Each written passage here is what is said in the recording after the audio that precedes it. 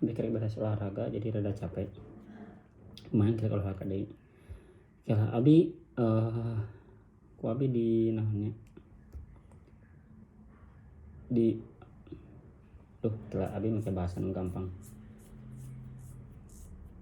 Ku abi dimaknai secara visual gitu nya, maksudnya biar intonasi, artikulasi, konotasi, konteks nanti nyampe gitu. Abi mencoba berusaha aja dulu. Kia, ciri-ciri keras kepala tidak mau menerima nasihat dari orang lain. Abi ngelihatnya kia, apakah mungkin tidak orang bisa hidup sendiri? Mungkin tidak orang bisa berjalan sendiri. Mungkin tidak orang bisa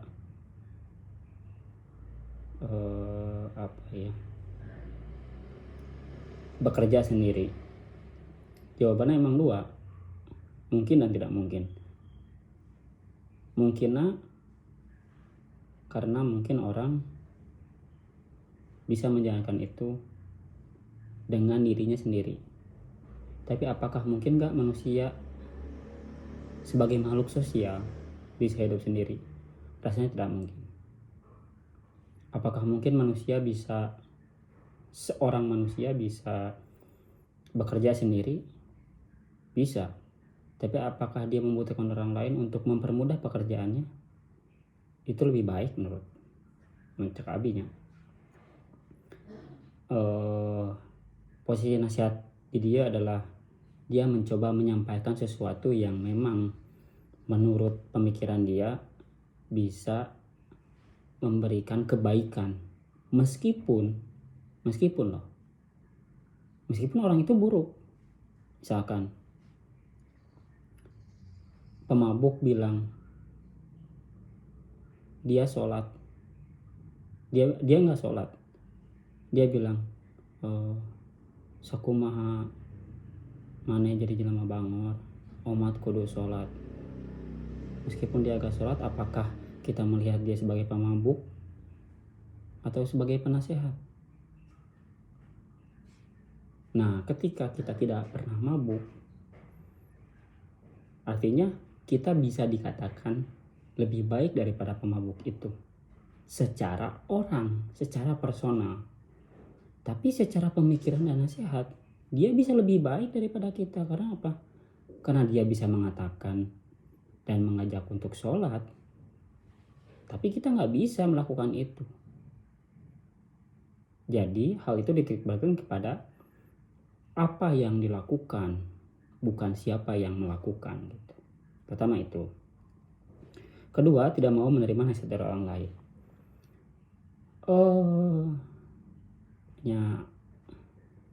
Aku percaya gitu ya. Aku percaya bahwa orang tuh pasti lebih melihat apa yang dilakukan, bukan siapa yang melakukan. Misalkan kita membenci orang itu miskin, orang itu jelek, orang itu koruptor misalkan, akhirnya dikorupsi, akhirnya di penjara. Terus tiba-tiba dia berkata, ketika dia di penjara, dia berkata, misalkan berkata kepada si Ahmad ya, Ahmad, jangan korupsi ya, korupsi itu menyakitkan.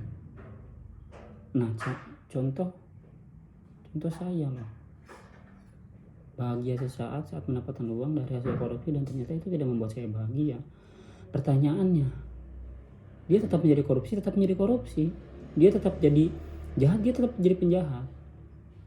Tapi dari kejahatan itu dia memberikan nasihat, dia memberikan memberikan sebuah kalimat untuk bisa menasihati seseorang. Padahal dia seorang koruptor loh. Dan apakah kita dikatakan lebih baik daripada koruptor itu? Ya karena kita nggak korupsi. Tapi nasihat dia bisa lebih baik daripada kita yang biasa saja, yang tidak jahat. Karena kita tidak bisa mengeluarkan nasihat itu. Kotor hati itu contoh yang kedua. Balik lagi poinnya, bukan siapa yang melakukan, tapi apa yang dilakukan. Contoh, orang mengatakan, siapa kafir, siapa tara sholat. Apakah orang yang sholat bakal diterima kebaikannya? Kan belum tentu juga. Bahwa kemudian apakah kebaikan dari sholat saja? Tidak juga.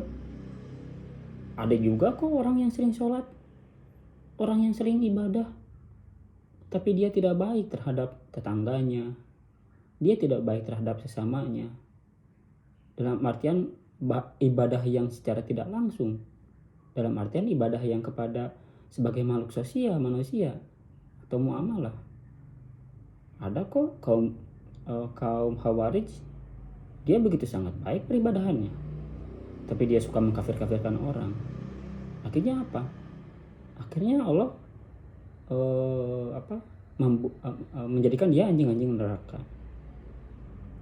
Jadi jangan melihat bahwa sebuah ibadah dan sebuah kebaikan itu timbul dari siapa yang melakukan gitu. Nilai subjektivitas, nilai personal, nilai seseorang itu timbul bukan karena dia siapa, tapi apa yang dilakukan. Itu poinnya, bukan siapa yang melakukan, tapi apa yang dilakukan. Kotor hati asal ngomong membenarkan diri sendiri. Kenapa kotor hati asal ngomong membenarkan diri sendiri dan merasa benar sendiri? Suatu riwayat pernah disampaikan oleh salah seorang guru lah. Jadi waktu itu Abi ngajinya kepada seseorang. Seseorang itu lumayan lah guru ngaji. Terus tiba-tiba pertanyaan ini sempat ditanyakan dan jawaban dia apa? Jadi dulu zaman sahabat ada riwayat. Wah sahabat, aku begitu sangat pintar. Aku begitu sangat belajar, aku begitu sangat memiliki banyak ilmu, aku membaca hadis, aku membaca Al-Quran, aku sangat memperhatikan engkau. Apakah layak aku menjadi yang paling benar? Dan di situ Rasul mengambil segelas air, terus wahai sahabat, angkat telunjukmu, kemudian masukkan telunjukmu kepada gelas itu sampai luput, sampai telunjukmu tidak terlihat, dan angkatlah bagian mana yang paling basah. Wahai Rasul, yang paling basah ternyata hanya bagian ini. Bagian ini lambat laun mengering. Artinya apa? Ya artinya itu ilmu atau sesuatu yang kamu sombongkan hanya sebatas itu. Dari situ sahabat yang bertanya kepada Rasulullah begitu sangat terpukul dan mengakui bahwa sesuatu yang anggap dia benar, sesuatu yang selalu dia merasa benar, sesuatu yang menasbihkan diri, mengklaimkan diri bahwa saya adalah segalanya. Sejak saat itu saya tidak mengakui lagi. Contoh lain, ketika kita merasa kita paling benar, ketika kita merasa kita paling benar, kita melihat orang lain, orang lain itu biasa saja.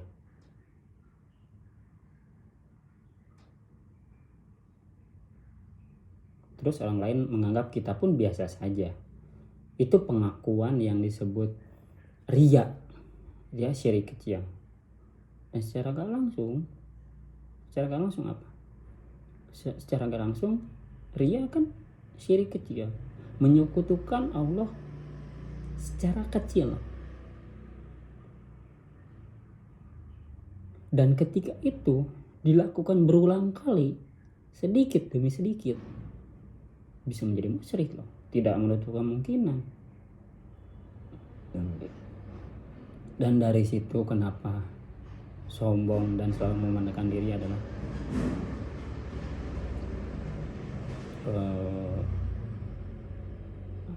menjadi bumerang buat diri kita. Ketika kita dihadapkan, ketika kita mengklaim bahwa diri kita yang paling hebat dan merasa paling benar, dan itu timbul dari kepala kita, dari otak kita, dan ketika kita sujud, kepala dan kaki sejajar, artinya apa? Artinya kita tidak lebih pintar loh dari mereka yang jalan kaki.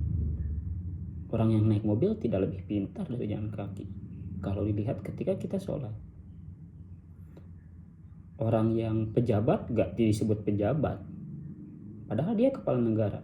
Ketika sholat, kepala dia dengan kaki itu sejajar. Apakah dia ketika sholat dia disebut pejabat? Enggak. Ketika sholat dia disebut makmum. Ketika dia menjadi imam, dia disebut menjadi imam, bukan sebagai seorang pejabat. Begitupun orang tua, ketika dia posisi sebagai ayah, ketika sholat dia tidak di posisi sebagai ayah, dia sebagai makmum ketika dia menjadi makmum, dan menjadi imam dia ketika menjadi imam. Kemudian kita cari profesi lain, pilot misalkan. Pilot itu pekerjaan yang paling atas, dia mengendarai pesawat. Ketika sholat, apakah dia lebih tinggi daripada kaki dia? Enggak juga. Artinya apa yang perlu disombongkan sih? Dan apa yang membuat kita selalu merasa paling benar? Mungkin istilah di atas langit ada langit bisa dikatakan bahwa emang ada yang lebih hebat gitu. Dan ingat, kebenaran yang bersifat absolut yang keluar dari mulut manusia, di mana manusia adalah seorang yang tidak akan pernah luput dari kesalahan. Apa yang membuat kita merasa paling benar? Apa argumen kita? Argumen bisa didebat. Apa yang membuat orang merasa paling benar? Harta kita? Harta akan hilang loh. Apa yang membuat kita merasa paling benar? Jabatan akan hilang juga kok, dia akan pensiun juga. Apa yang membuat kita merasa paling benar? Ibadah yang sering. Toh kita juga bakal mati. Lantas apa yang disebut benar dan kebenaran itu? Ya, benar dan kebenaran akan datang dari Tuhan. Dan manusia hanya bisa mencari kebenaran itu, bukan mengakui kebenaran itu. Terus, penyakit kejiwaan yang mana bisa menyembuhkan segala penyakit itu sendirinya 80% jika mampu memutarbalikkan sifat-sifat egonya. Gini, sifat ego itu adalah salah satu bentuk dari nilai psikologi manusia. Sifat ego ini bisa dikatakan baik ataupun buruk. Bisa dikatakan buruk jika jika berlebihan. Dikatakan baik ya jika cukup gitu. Maka di Al-Quran kan bukan kaya dan miskin, tapi barang siapa yang dicukupkan gitu loh. Ambang batas rasa cukup manusia udah selesai sebetulnya. Bahwa kemudian manusia sebagai makhluk yang paling haus, ya emang iya. Haus jabatan, haus apapun itu. Tapi ketika kita tidak mengendalikan diri dengan rasa cukup, dan sampai kapan gak akan pernah merasa cukup gitu. Ini dalam konteks kepribadian, dalam konteks personal. Tapi kalau dalam konteks yang lebih luas, misalkan aku menggunakan rasa ego dan rasa tidak pernah cukup itu untuk sesuatu yang lain. Misalkan aku dalam berbisnis menggunakan perspektif ego dan tidak pernah merasa cukup, bagus. Ketika apa? Ketika itu berada di jalur yang benar. Ketika apa? Ketika penghasilannya dia bersihkan dengan zakat. Ketika penghasilannya dia berikan kepada sesama.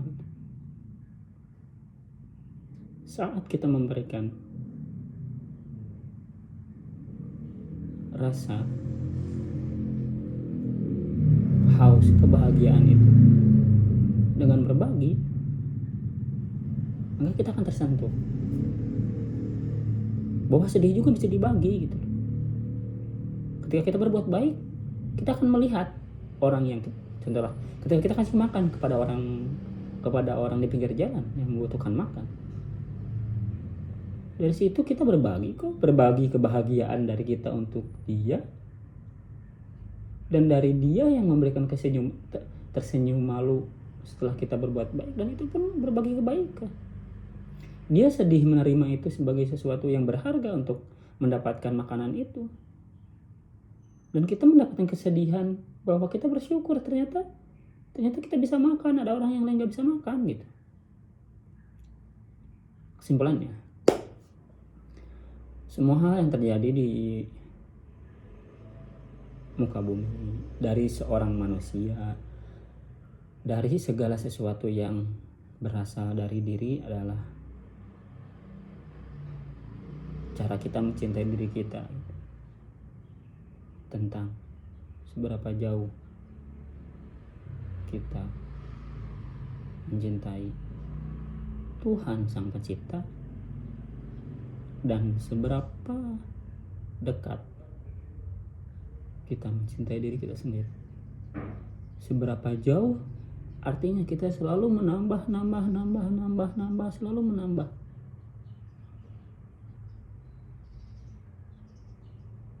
Sampai akhirnya Tuhan mengatakan,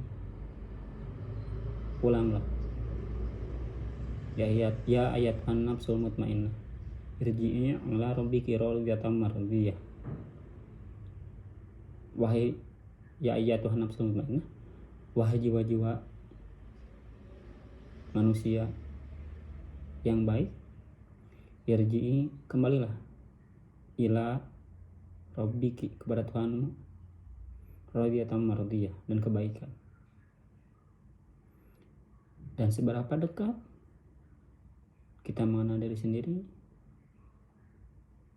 adalah seberapa bisa kita menerima bahwa kita adalah manusia yang tidak akan pernah lepas dari apa yang disebut kesalahan. Kesalahan di sini bukan menitik beratkan kepada sesuatu yang buruk, yang untuk menghakimi, tapi untuk mengakui bahwa kita itu bukan siapa-siapa. Dan balik lagi poinnya, bukan siapa yang melakukan, tapi apa yang dilakukan. Kita merentak. Aduh, lumayan lah. Semoga bisa membantu ya. Dadah.